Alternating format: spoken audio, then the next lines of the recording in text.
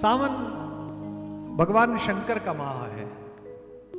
भगवान अपने ज्योतिर्लिंगों में प्रथम स्वरूप में आप ही के यहाँ पधारे हैं। समुद्र के किनारे उन्होंने यही कृपा बरसाई है सोमनाथ पर। और काल चक्र घूमा जिस सोमनाथ के मंदिर को ध्वस्त करने के लिए बर्बर और प्रतिहिंसात्मक जनजातियों ने बहुत ऊर्जा लगाई थी, सभ्यता के क्रम ने आज उसी सोमनाथ की ध्वजा को सागर पार फहरा दिया है। यह भी भारत का पराक्रम है। भगवान राम और शंकर की युति विश्व में भगवत्ता की अद्भुत युति है। हमको यह सिखाया गया कि शिखर पर व्यक्ति अकेला होता है, शिखर पर युति नहीं हो सकती। एक नया शब्द युग्म हमारे बच्चों के बीच फेंका गया, कट थ्रॉट कंपटीशन, गला काट प्रतिस्पर्धा।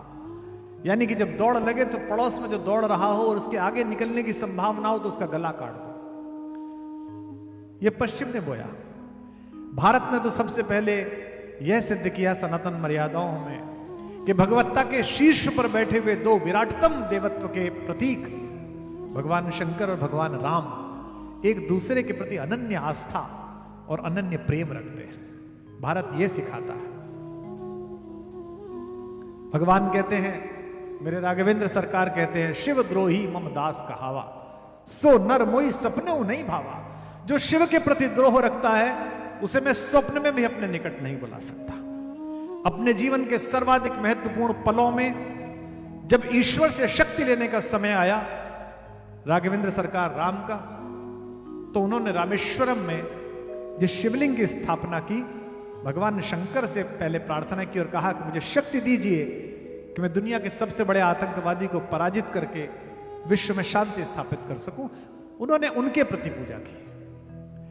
और श्री रामचरितमानस के प्रारंभ में जो वक्ता श्रोता के 3 समूह हैं, उनमें सबसे महत्वपूर्ण समूह है जहां माता पार्वती विवाह के बाद भगवान शंकर से पूछती है कि सब आपकी पूजा करते हैं, आप किसकी पूजा करते हो?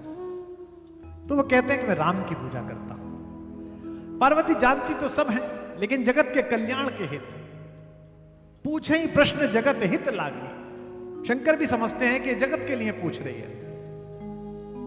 और पार्वती जी कहते हैं कि तुम जानती तो हो, फिर भी क्योंकि तुमने जगत के कल्याण के हित पूछा, इसलिए मैं उस राम की कथा सुनाता हूं जिसकी मैं पूजा करता हूं, जिसकी प्रार्थना करता हूं। तात्पर्य यह कि ये दोनों भागवत व्यक्तित्व, दोनों परम विभूतियां एक दूसरे की पूजा करती हैं। यह पश्चिम के उस विचार के ऊपर प्रहार है जो कहता है कि शिखर पर व्यक्ति अकेला होता है। यह भारत है